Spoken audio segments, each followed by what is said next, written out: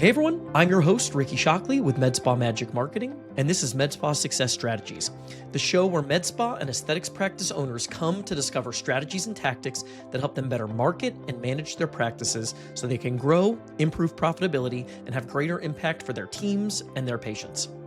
I'm excited today to be joined again by Raquel Merlini. Raquel is a registered nurse and a certified aesthetic nurse specialist with 15 plus years in the plastics industry. As the owner of Our Skin Aesthetics, she specializes in Botox, filler, laser resurfacing, and skincare, leading with integrity and compassion. A former pro bodybuilder, triathlete, and personal trainer, she also understands the connection between confidence and well-being. She mentors aspiring nurses and offers Botox training, while her Pay It Forward scholarship supports single mothers and women overcoming challenges. She's passionate about aesthetics, education, and women's empowerment. I think you're in for a treat with today's episode. Please welcome Raquel Merlini. Raquel, thanks so much for coming back on the show. I had a really great conversation last time, so we're excited to have you back. Thank you so much for inviting me back. It's definitely an honor not only to be on once, but twice. I enjoyed our first show tremendously, so excited to be here us today. too, and our audience as well. So I was excited to go a little bit deeper. I feel like some of these conversations could be like 5 hours long, so it's always nice to have people back and go a little deeper on some of these things. So I've got my questions prepped. We went through them a little bit, and they're in somewhat random order, but hopefully this is going to be valuable for our listeners. And so I'll just start with the top. And one thing that I know is just always stressful for practice owners is, and any business owner, is dealing with staff turnover. And I know emotionally this can be challenging. Logistically, this can be challenging. If you're risk averse like I am, and you feel it's easy to get stressed out if things aren't perfect, like that can be a point of stress. And the bigger you get, the more that happens. So how do you deal with things like staff turnover, both emotionally and logistically in the business? How do you think about that to make sure it's not like stressing you out once you check out and leave the office? Well, I don't think that's if you're a business owner, That's true.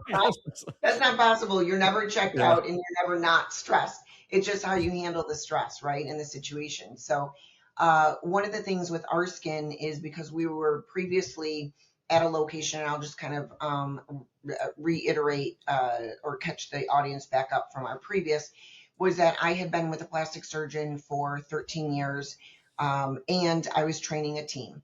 And then eventually my provider was getting ready to retire, and I just didn't align with where the business was going to go after his retirement. So when I had announced that I was leaving, the girls who I had been mentoring for the last 5 to 6 years were like, oh my goodness, you can't leave without us. We'd like to go with you. Well, I had only been planning and strategizing for myself. My location was small. But one of the things that I'm learning is that I'm definitely loyal to a fault. I tend to stay in relationships that are not always conducive, even to my mental health or my growth. And as now owning my own practice, we have primarily had the same providers from day one. And like I said, they transferred over. Well, now as a business owner, especially since my previous episode with you, I have had and am experiencing that turnover. So I lost one of my injectors who had been a patient of mine, and she came to me and everything was legitimate that she was saying. She recently had a baby. The drive is a little farther. She wanted a little bit more hours than perhaps what she had been doing. And it was just time for her to grow and to grow a little closer to home. So she came in and she had a conversation, and it was amicable. Recently, I've had another injector who had been with me for 8 years who started as my medical assistant. And when I'm very loyal to my team. I think that when you have many injectors, you want to focus not just on the clinical side, but the injectors don't always, and I am an injector as well as the founder of Our Skin. So I understand now kind of both sides being a business owner for 3 years, is that as a provider, you don't always see everything that goes into operating the business, right? Rent, staff, marketing, supplies, insurance, growth, and team members. And being a good team member, as well as being teachable and utilizing the resources that are provided. So I recently just had another injector that she just wasn't growing, and it was discussed, not necessarily handled well, but they left. And we, in the meantime, have had the blessing of getting another amazing injector who, as I digress, and if I'm carrying on, you can No, go ahead. no, go. So again, I'm old school, and I believe that this industry where everybody wants to be a fly-by-night quick injector and instant gratification, and they think that I'm not happy here, so I'm just going to go and jump and go somewhere else. And I see it with a lot of other businesses. I didn't think that it would necessarily happen to me, but one thing I do believe is everything happens for a reason, and there's redirection, right? So with the loss of the first injector, I went to my reps, which I think we'll discuss later, the importance of having good relationships with your reps. And my rep said to me, I have an injector, but, and I was like, oh gosh, what's the but, right? And so she said, you know who Nora is. However, Nora was working for a very good friend of mine who had been partnered with a different business owner, and that those two business owners kind of had a little bit of a falling out and went their separate ways. Nora was kind of caught in the crossfire, and Nora's been established for 8 years. She's got an amazing clientele, great disposition, as well as a good handle on anatomy and clinical skills. So I really wanted Nora, but I had to dig deep, and I said, you know what? Out of respect, because I think the industry's small, and I think there's right ways to do things and there's not very nice ways to do things. I called her previous owner, boss, and who's a dear friend of mine, Courtney. And I said, Courtney, here's the deal. Nora is going to be available. The other location that you were previously at is closing. I would like to have her be a part of my team. However, if you're not comfortable with that, due to my respect for you as a business owner, I will take that into consideration and possibly not hire her. And Courtney was so magnanimous and so wonderful. And she's like, Nora is an amazing injector. I think that she would be the perfect fit for you at Arskin and your vision and where you're going. And you have my blessing. And so I was like, woo, win. So I called back my rep and I said, go ahead and let Nora know if she's interested. She can reach out to me and we can have the conversation. And Nora did. And literally, since she has walked in the door, now, of course, I've seen her at trainings, I've seen her at events. Literally, when she walked in the door, it is like she's been with me from day one. So she's like That's awesome. perfect fit. Yeah. But again, I just think that if people had a little bit more respect for other business owners, it's not like, oh, I'm poaching someone, or, oh, I'm going to steal someone. And, I just think that there's a lot of that in this industry. And what comes around goes around. So that's a dangerous game to play.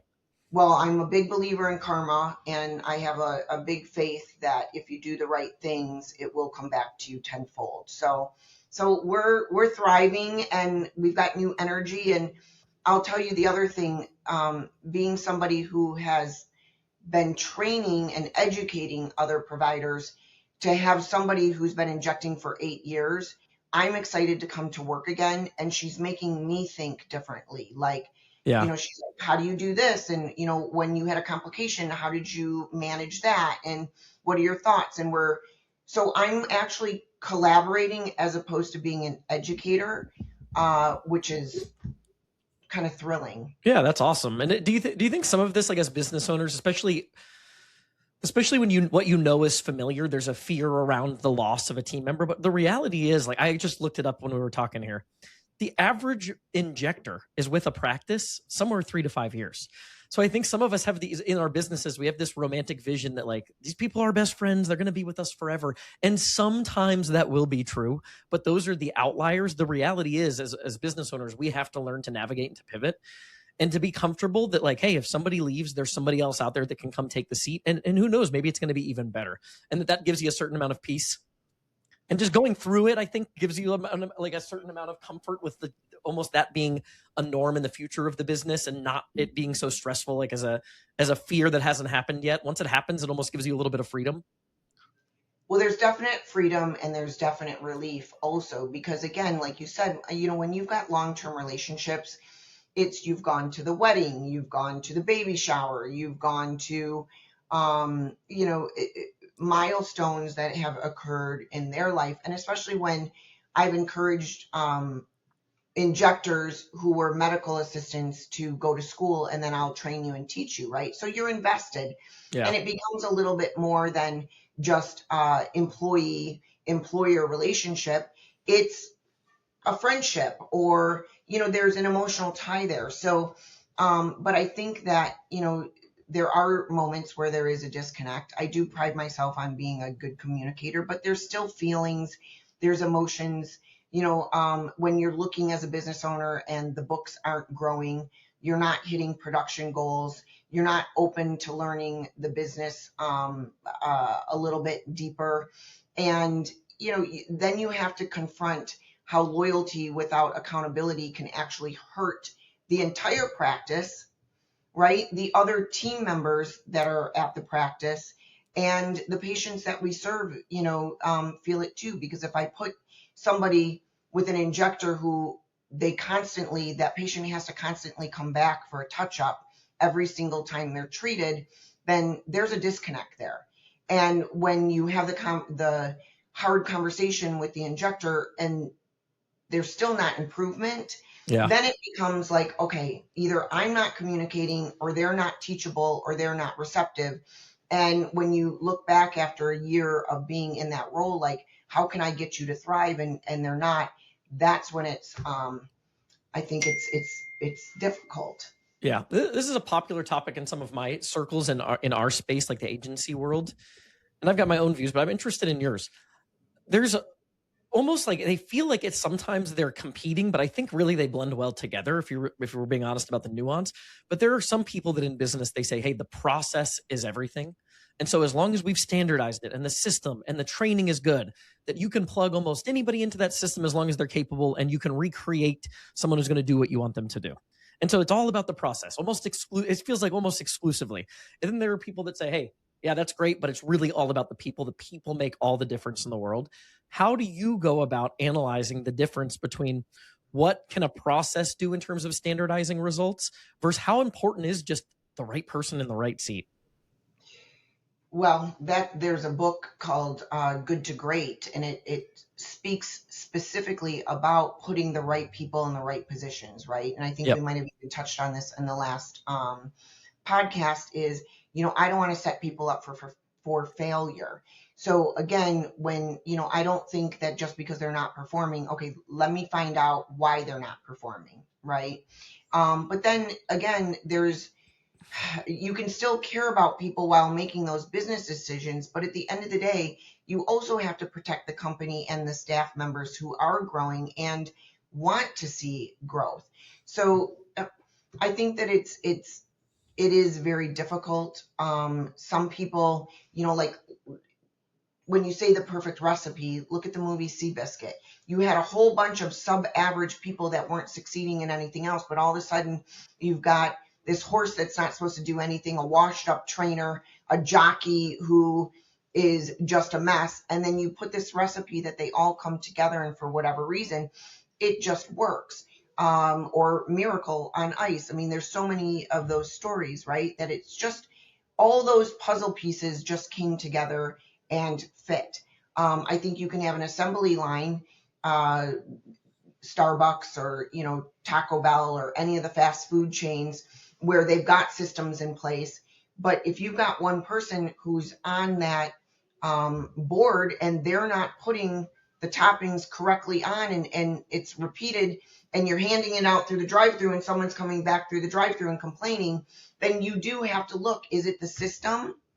Or is it the person that's in that system that's the weak link that's breaking it down? Yeah. So And those can I be the don't hard know if I really conversations. answered your question, but you have to look at the whole, Yeah, the I think that's true. I think it is nuanced. It's like, and that's, I guess, taking a step back and looking at it and always thinking, hey, is there something wrong with the process? Did we do something wrong? Or is this a person issue? well, I think that's where self-awareness and self-evaluation comes in, Yeah. right? If you're not able to step back and say, hey, what is this person's perspective? are they saying it to me maliciously, or are they saying it to me because they have a genuine care and they do want me to grow? And I think, you know, I don't do reviews here. I don't know if maybe I should start doing that. Again, I'm a new business owner. Um, those are things that I'm going to have to look at, but I'll tell you what, every single time that we have a hiccup, my patient coordinator and I sit down and we're like, what can we do in the future to avoid this? And I think that's where I look at things, challenges as character building moments, and how can we turn this negative situation into a positive one so that we don't make the same mistake again and we're stronger and our link is a little bit more solid. Yeah, I love that. Hey, practice owners and marketing directors, interrupting this episode to invite you to schedule a one-on-one strategy call with me to discuss how we might be able to improve and level up your digital marketing efforts. So we're rated 5 stars on Google. We're HIPAA verified by Compliancy Group, and we have a track record of taking clients from $30,000 a month to $120,000 a month and adding multi-millions of dollars in additional revenue for some of our bigger multi-location med spas from more effective marketing strategies. So on the free strategy call, it's really educational. I basically spend an hour going through detailed reviews of all of our best performing plays that we run for our clients. You have it to take and run with it if that's what you want to do. And if you think it might be a fit to work together, then we're excited about the possibility to partner with you. But if you're interested in better, more effective digital marketing solutions for your med spa, visit medspamagicmarketing.com. That's medspamagicmarketing.com to schedule your one-on-one strategy call with me. Awesome. All right, jumping gears to the consult, because we talked about this a lot, and I've used some of your thoughts and quotes from our last episode quite a bit in conversations over the last year or so. Mm-hmm. And this is a topic that comes up all the time. And it's this difference between selling, educating, and not doing either. And I find that there's this big, it's kind of on a continuum here, on a spectrum, and people struggle with this, and they struggle to do it consistently, especially as they get bigger, from provider to provider. So you'll see these big discrepancies from one provider to the other with something like as simple as average initial visit revenue or ticket per visit, something like that. And it seems to me that comes down to people are really seeing this as kind of a black and white. And they're seeing this as either okay, I need to be good at sales, which means I'm trying to sell this patient something to get my average ticket up. And if I'm not doing sales because I don't want to be salesy, then they go to the extreme of not talking at all about anything educational, which leads to really low ticket per visit revenue numbers. So could you talk about how to balance that? Since I think this is an area where it's clear you really shine. How do you balance this where you are doing what's best for the client, letting them self-sort, and you're finding that gray area where you're educating the prospects on the variety of options and services? How do you do that? What does the consult process look like? Well, what's interesting is we've all gone, if you're a nurse or a nurse practitioner, or a PA or a DO or any of that, what are we taught in medical school, okay, or in our education, is we are supposed to be educators. You assess, and then you educate, and then you give that patient that information, and that's supposed to at least have them understand the rationale of what it is that you're doing for that patient. So in the treatment room, and I've heard and I've observed where a provider will just go in and they're like, oh, did you like what we did last time? No, hi, no, how are you? Come on in, sit down. So my approach has always been, I'm building a relationship. It's not transactional. I had a brand new patient the other day. She was down with a consult with the possibility of treatment. And I went in and I sat down on my stool and I started just talking to her, how are you? What treatments have you received before? Where are you at in your life? Do you have grandchildren? Do you travel? Do you all of these things? So what they don't realize is as I'm asking these questions, I'm also assessing how their face is moving, how the anatomy is in motion. Maybe I'm seeing where they've got the fat pad, descent, where I might need to do filler and where I might need to do Botox. But I'm also getting a feel for where's their emotional status, how instant gratification are they? Are they willing to make a commitment? Do they just want to get in and out? What is it that's best for them? So again, as I'm starting to discuss with them, then I'm like, well, what is it that brought you in today? Like, what is it that you're looking for? Maybe it's an aging person and they're just saying, I don't want to look done. I don't want anybody to know I had something. Oh, okay. Well, we need a biostimulator. Let me educate you on a biostimulator. Oh, I've never heard of those. Well, these are the options we have. If you've got your son or daughter's wedding coming up, then maybe we need to do a hyaluronic acid. Oh, what's that? Well, you probably are familiar with brand names, Juvederms, Restylans, RHA, whatever it is. Oh, I didn't know that. I didn't know that there were options or differences. Yes, there is. So let me educate you on, do we want to go biostimulator way because we've got time? Maybe we need to do a blend of both of them. Let's bake a cake. We're going to stack, do some biostimulators. You're going to come back, and then maybe we're going to layer it with some hyaluronic acid. First, let's get your muscles relaxed so that we can lift, and then we can evaluate after that, like where our deficits are. So when you're just having a natural conversation with the patient, I'm educating them and there's no pressure. And I also don't feel, I am not a salesperson. I shy away if somebody puts a goal on me and says I have to make $12,000 by the end of my shift. I'm like, oh my God, oh my God, oh my God, pressure, pressure, pressure, because that's just not who I am. I don't want to have to feel like I'm selling. So Yep. I've never worked well under a monetary goal. My goal is, let me get the patient in and let me get them booked. Yeah. And then let me get them rebooked. So that's where the value is for me. So when it comes to an education part, as I was educating this patient, she goes, well, are you going to treat me today? And I said, well, tell me, what do you have coming up in your life? Well, she had a colonoscopy and in like 3 days. And I said, no, I'm not going to treat you today. And she said, what? And I said, well, you're going to be face down. You're not going to be feeling good. The neurotoxin takes about 2 weeks to kick in. I don't want anything to go wrong on your first treatment or visit with me that then I have to figure out why did it go wrong, right? Yeah. So she's like, oh, she goes, gosh, I've never had this experience. I feel like someone's always saying, I need this, this, and that. It's going to be $3,500. Let's bring you up or let's treat you, and not thinking again about what's going on in your life Yeah. that I have to watch my treatment. So I don't know. That was a little bit long-winded. No, that's but, great. I have a few follow because I think this is such an important thing that people struggle with, especially in terms of consistency. Mhm. So, do you have a framework around this, like a good, better, best, where when you're presenting these options, you kind of have, hey, here are all of the things that you could do to probably achieve the ideal result.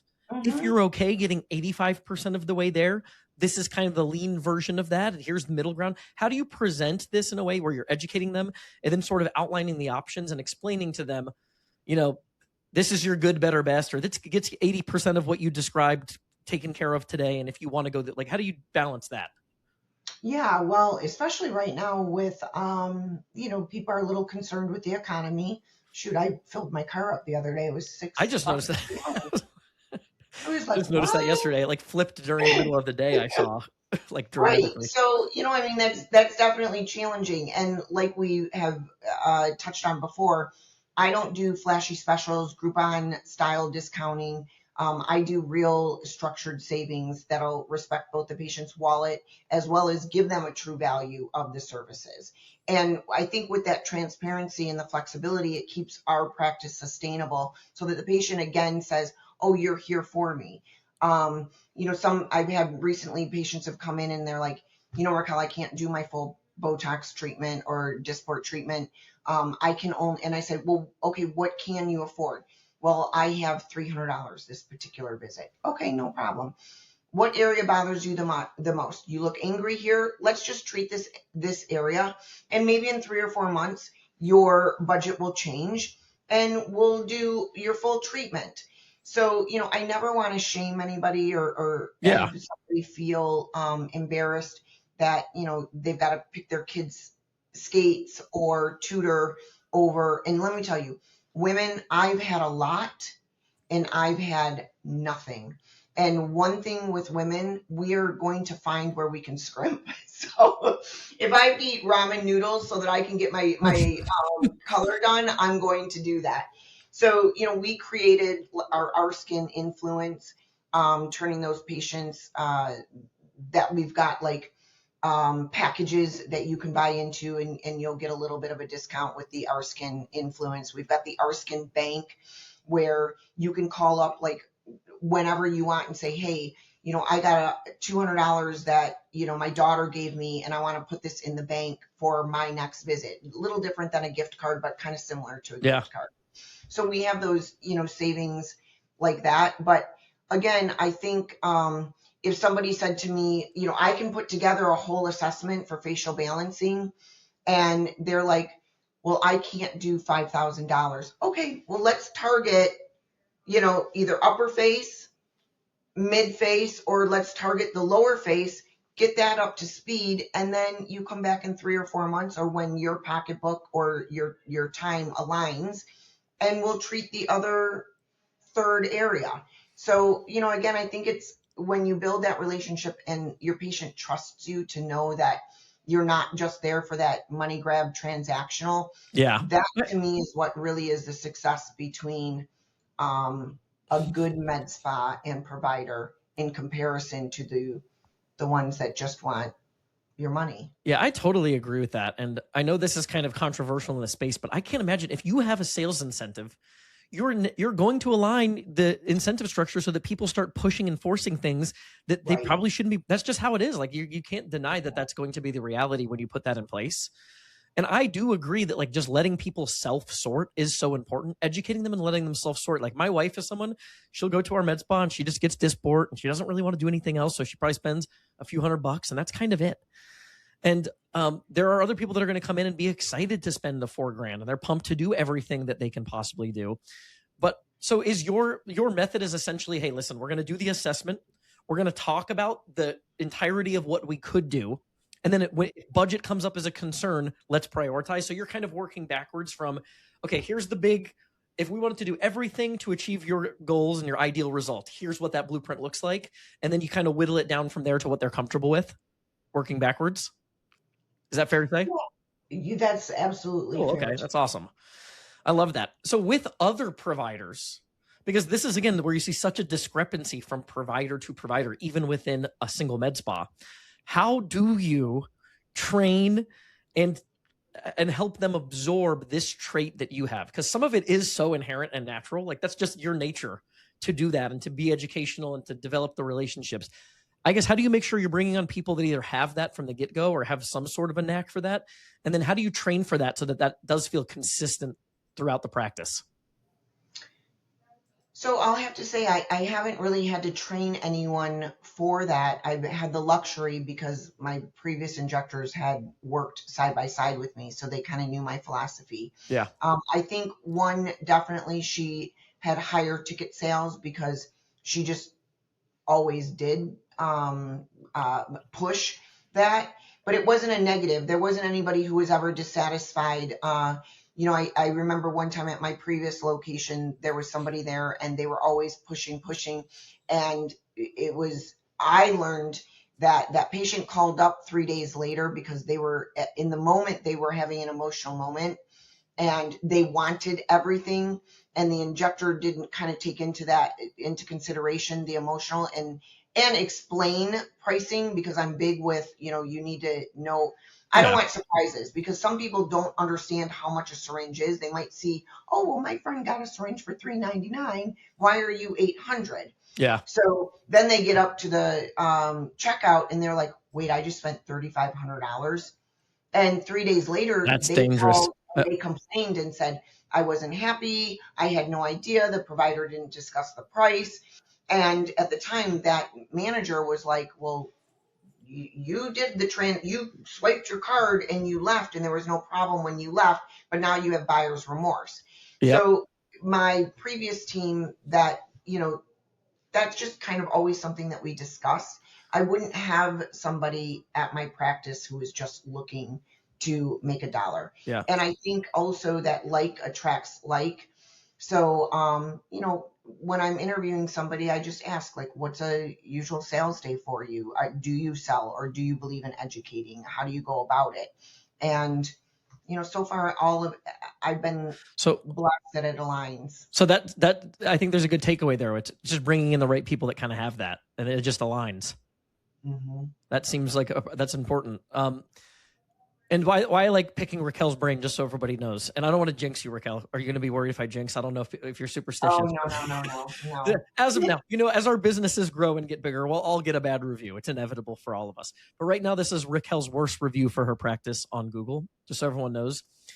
From the moment you walk through the door to the follow-up care afterward, the experience at Arskin is exceptional. The entire team is consistently warm, kind, and welcoming. Every visit feels organized, thoughtful, and truly well done. I always leave feeling cared for and confident. I can't recommend Arskin enough. That's, of course, a 5-star review. That's the worst review that her practice has on. I was like, oh God, I That's didn't why think I got a bad review. That's why I'm so interested to dig on those questions and to kind of figure out, because I think so many of us, especially those of you that are running really big practices, this is a struggle. It's like, how do you set the bar so that you have as many people on your team that are performing as top performers?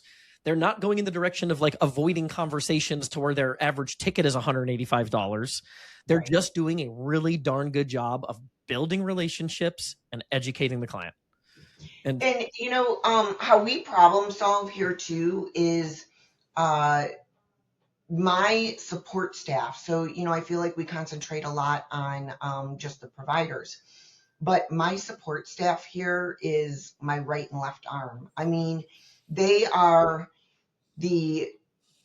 from the time that we send out the notice that you have an appointment with our skin, to if they have a sick kid or somebody died and they have a funeral and they're not going to make their appointment, and they're concerned, how we problem solve. Or even if somebody's like, I was treated 2 weeks ago by a provider in your office, but I feel like I still have movement. What? Come on in. Let Yeah. us look at you. And if my provider missed an area, because we have uh, photos and they show where they inject, if they missed an area, well, you know what? I'm going to absorb that cost. I'm going to gratuitously treat you. I want you to be happy and I want to make it right. If it was an under treatment situation, I'm going to educate you and explain to you, well, you're only getting 30 units and you actually could have used 50. I'm going to make it right for you today, but going forward, you need to put in your head that you're going to need an additional 20 units and it's going to be X amount of money. Yeah. If you don't want that treatment, that's fine, but just know that you're not ever going to get the full treatment that you want. So again, I'm not a salon suite. I came from a plastic surgeon's office. We had a medical assistant who, brings you in the room, takes your photos, is already getting you warmed up and comfortable, discussing how's your day, to making sure your consents are all signed. What exactly are you here for? So it preps me, so I'm a little more knowledgeable when I get in the treatment room. And my front desk girl, my patient coordinator, she stands up, she greets you, she knows you by name. Kayla is a gem. Not only is she beautiful, but she's brilliant too. So I think our whole experience here, it's focusing on customization, value, smart savings, and knowing that you feel safe when you're here. Yeah. And I love that, holding this standard of excellence with not just the way that you try to build processes in your business, but like the people that you bring on, because it does make everything easier. Instead of trying to jam a square peg into a round hole, you're just bringing people on the team, or you have people on the team that are ready to go, are locked in, are aligned, and are doing a great job with all those intangibles that you like your front desk, that you bring on the right person, that makes a massive difference. And I always say this is a business where it's the difference between being A- and A+ that does make all the difference in the world to the success of the business. And so many people, they're like, as they're listening to these things, oh, my front desk, they're good. Good is not good. Good is not good enough. You need to be great. And, Michigan is a melting pot. We have many different nationalities, oftentimes with very hard to understand accents. And a little snippet that happened this week was we had a patient who called. She is Pakistan Indian. She had a very, very heavy accent. And Kayla was answering questions for her. And she kept saying, "Can you understand me? Can you?" And Kayla was like, "Yeah, I totally understand you. No problem." You know, and then if she couldn't, she would ask the patient, like reiterate how to spell your name or whatever. Yeah. And she said, "I have to tell you, I just called a med spa that is half a mile away from you. And the front desk was so rude. She kept saying, 'I can't understand you. I can't understand you. Jeez. Yeah. Do you have someone else who can make this appointment that he speaks English that I can understand?'" And she said, I finally was like, "If I don't even know you and this is how you're speaking to me." Yeah. She hung up. She went to Google. We come up. We're one of the top 3 med spas in the area. We come up and she said, "I read your reviews." And she goes, I want to schedule with you. And she said, "And thank you so much for, I mean, the lady was literally about to cry. She Yeah. goes, "Thank you so much for having patience." So, the front desk, their demeanor, are they calm? Are they welcoming? Because let's think back to that Pretty Woman um, scene where Julia Roberts walks into the store and they're snobs because she was not dressed appropriately in their opinion, but you don't know what walk of life they are. So it's really important that we treat everybody the same and you get the same respect that you deserve. So Yeah. And if customer, somebody else lost out on a customer, and I will probably gain a lifetime client because we were patient answering the phone. Yeah, that's awesome. And another thing there, I feel like too, that some people miss is we always think loyalty is related just to providers. But if you have a front desk, a front office staff, and a support staff that are building relationships as well, you've created another anchor to increase the chances those clients stay with you, even when you might have staff turnover in other places, because that relationship is cemented. As opposed to having a front desk person who's very nonchalant, isn't talking to the client, is just checking them in and checking them out. Having somebody that's got that excellent customer service capability that's building relationships, it adds that extra anchor to like increase client loyalty and retention. It does, and it's the closing too, right? Like, so you got your opener, and then you've got that relationship, and then you have to be able to close. So, one of my challenges with a provider was they weren't always closing, meaning that when you walk that patient up or when you exit the treatment room, what I think is very valuable is you're walking that patient up. You should have asked in the treatment, this is with that education and assessment of what's happening in your life. And it was a loophole that, thank God, my front desk person was on the ball, because when the provider walked the patient or didn't walk the patient up, exited the room, went right back to the charting room, and the patient walked up to the front desk themselves. And Kayla was checking her out, and she said, "Oh, your next appointment will be in 3 months." And she goes, "Oh, my wedding is going to be in 6 weeks. Let me look at what my honeymoon is." And Kayla was like, "Oh, wait, your wedding, you're getting married in 6 weeks?" And she's like, "Yes." And Kayla goes, "You need to come in and get a dermaplane and a hydrofacial. Your makeup is going to go on like glass. You're going to be smooth. It's going to be beautiful. And then when you go on your honeymoon, you're not even going to need to wear makeup." And the girl was like, "I didn't even know that you guys had a hydrofacial." Yeah. And I'm listening to this and I'm going, wow, what just happened here? Yeah. But Kayla connected the dots and closed the deal so that the patient knew that we had other services that were not just injectables, and that patient had a very important event coming up, and we could meet another need for that patient. So, again, that's where it needs to be. You need to have synergy throughout the whole establishment. Yeah. And again, know what it is that the patient's looking for. I think this is kind of a goofy example, but I think still, as you grow and you scale a business, this is something that kind of matters. So in this space, private equity is really big right now, right? Everybody's talking about acquisitions and roll-ups and all these sorts of things. And the bigger you get, the more disconnected you get from some of the things that actually move the needle that you can't ever measure. So you're sitting there as a finance person. There's nothing in your calculation that's really built it to like analyze the impact of a front office person. the person that's working the front desk. It's just not there. So you'll blame it on everything else. That will never even come into really consideration for your analysis.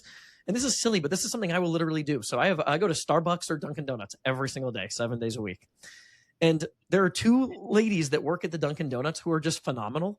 I know they're going to get my order right. But as soon as I pull up to the window, I just say good morning, and they know my voice, and they're like, we got you, pull up. And I go up. And then I've had other people at that same Dunkin' Donuts like that work like a certain shift. Like let's say it's like the Saturday morning shift when my two girls that I really like are off. And I've had somebody pour me tea. I've had people that were just kind of rude and awkward, or like did things that were just weird to me, like took my phone out of my hand to like ring it up, like little things.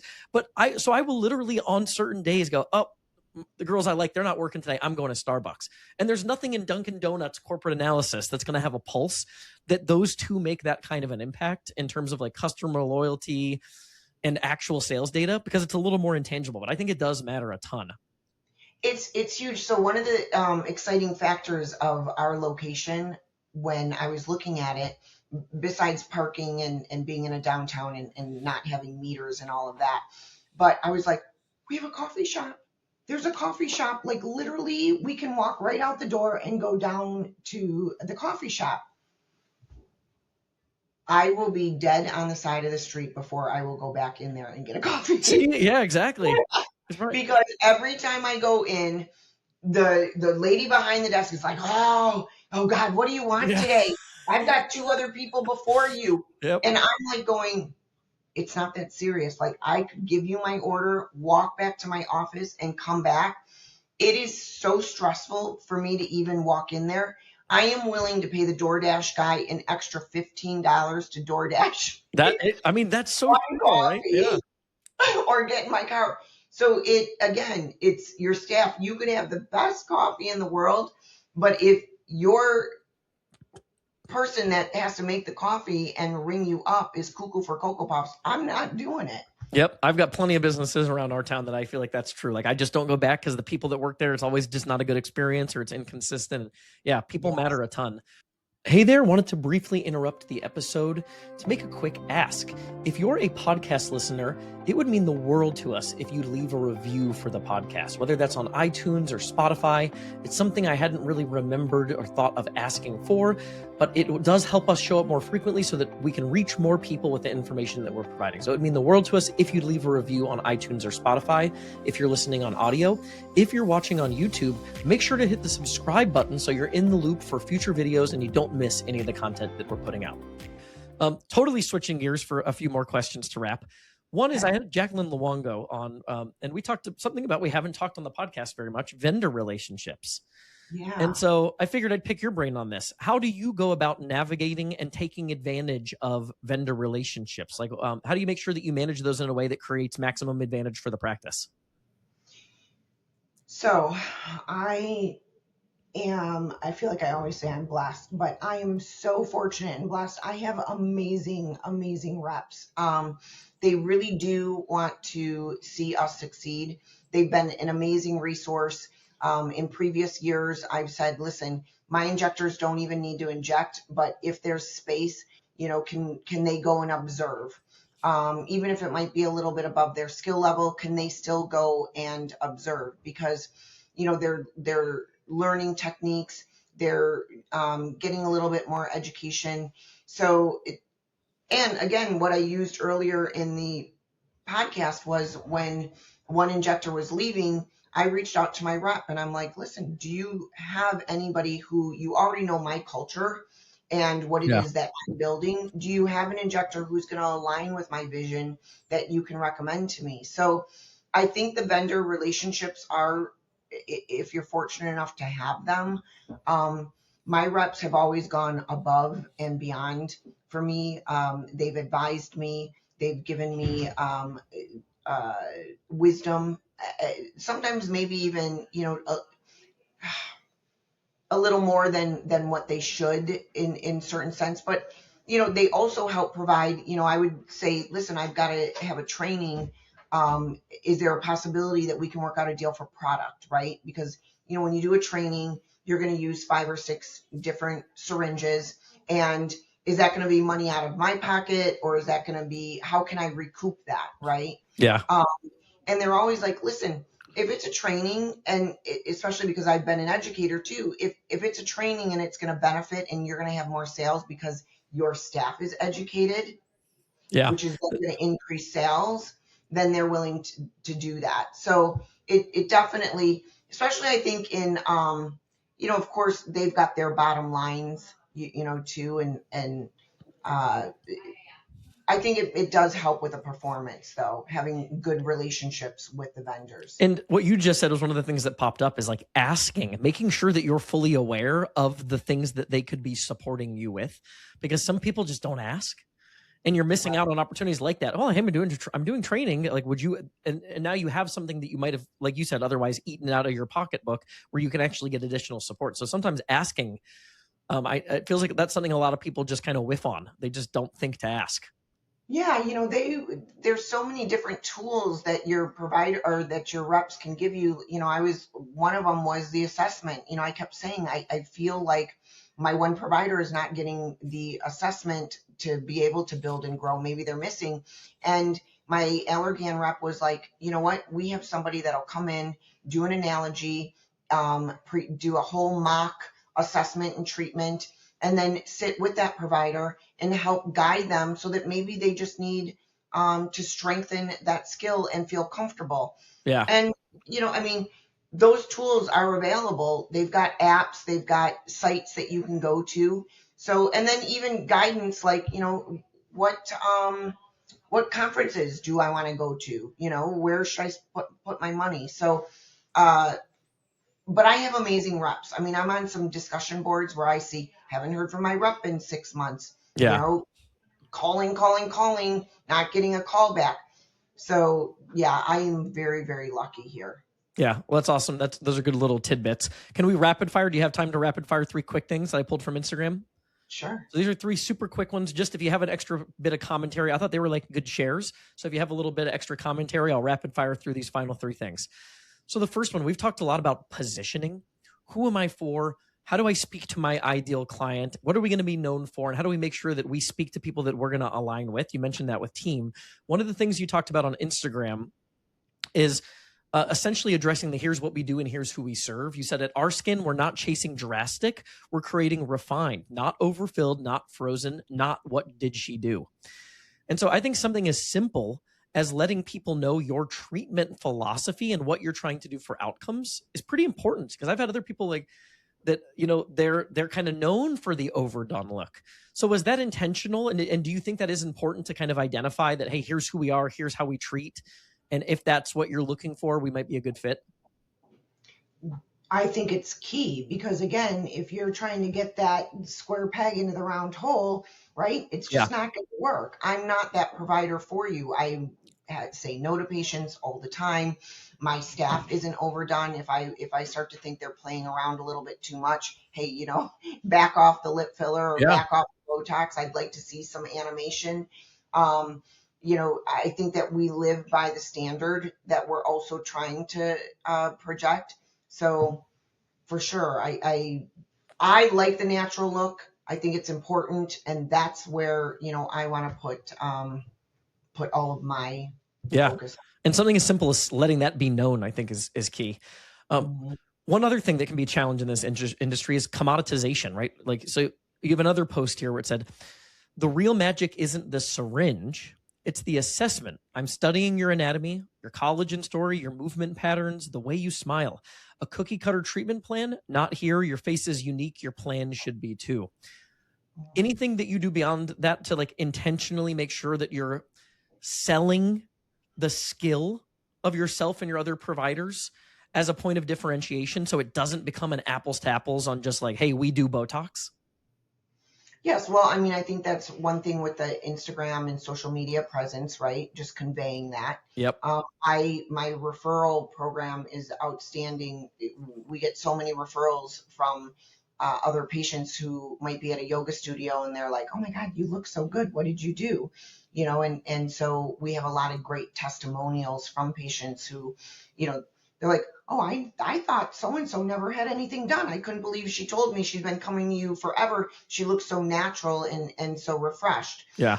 So I do think, you need to keep articulating that and conveying that via social media, it's kind of hard until you come in to be able to understand that philosophy Yeah. physically. But again, I'm an aging female myself. I'm in my mid 50s. So, I just try to express that to them. And even my younger injectors, like I said, when we're sitting down and speaking with a patient, we're already assessing all of that movement just by making small talk of you catching me up with your life. Yeah. So, yes, they're good at that as well. Yeah, and if you say it and you live it out, it starts to show up everywhere, like you said. So the evidence starts to pile up. It's on social media. I go comb through the Google reviews. I start to see those things popping up. So it Yes, yeah. allows people to self-identify with like, hey, if this is what I'm looking for, and this is what they're talking about on their website, this is what I see in their before and afters, that their social media evidence supports it, and so do their Google reviews. You create that alignment that leads to somebody scheduling an appointment with you. And in a competitive industry, I think that is critical.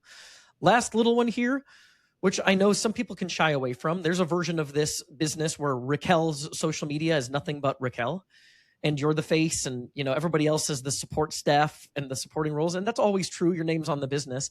But I've noticed you do have a lot of videos where you've intentionally brought in other providers and tried to make them co-stars on the show on social media. Why is that important to do, and why were you intentional about doing that? And I'm sure will be in the future. Well, again, I mean, my name is on the door. However, and this was one of the situations with past employees, is I believe that you need to support the others that are on your team. And just because you have a strength doesn't mean that that's a weakness for me, right? It doesn't mean that your way is the right way. It's just a different way. I think it's important that other people are recognized for their talents. And again, my patients trust me. So my word's important to me, and they will see that if I believe in somebody else and I'm showcasing them, then that must mean that they're matching our reputation and that they themselves are good. So, or great, or, worthy of being here. And you as a patient can feel secure sitting in their chair. So that's why I showcase. I think it's important. Yeah, I totally agree. So if you're shying away from that, encourage you to do it. Lean into it. I know the stressful thing for business owners is you get somebody, you do that, and then they leave, and you got to do it again. But that's just the nature of it. There's a radio show I listen to just for entertainment purposes, and they're in like the finance space, and it was one person that was the radio show, and they've been really intentional about diversifying the cast of personalities. And guess what? If you look at that personality roster, it's totally different today than it was 5 years ago. But it still allows you to make sure that putting other people at the forefront, allowing others to be stars of the show, will build diversification of risk and help you grow the business. So I think they go hand in hand. So that's a good little tidbit. Well, Raquel, thank you so much for joining us. Where can people learn more about you, what you're up to? We'll make sure everything's in the show notes as well. Yes. So the business Instagram is Arskin Aesthetics. And then my personal one is Arskin Admission. That's a little bit more of my personal, injecting a little bit more of my personal life. But Arskin Aesthetics is the business one. And our website is arskin.net. And then, of course, you can go, we put Google, on Google, we've got stories, because I guess that's a new thing. You would be more familiar with that, which is important. And our Google reviews. And we're in Birmingham, Michigan, and we would love for you to look us up and visit our treatment room. Yeah, well, Raquel, thank you so much for being on the show. We look forward to having you on again. We'll make this like an annual thing, hopefully. Yeah, that'd be wonderful. Thanks so much, and have a good rest of the week. Thank you. You too. Thanks, everyone, for tuning in. This podcast is a production of Med Spa Magic Marketing. If your med spa or aesthetic practice is in need of digital marketing services, help with advertising on Facebook, Instagram, Google, lead generation, and booking more appointments, please visit medspamagicmarketing.com.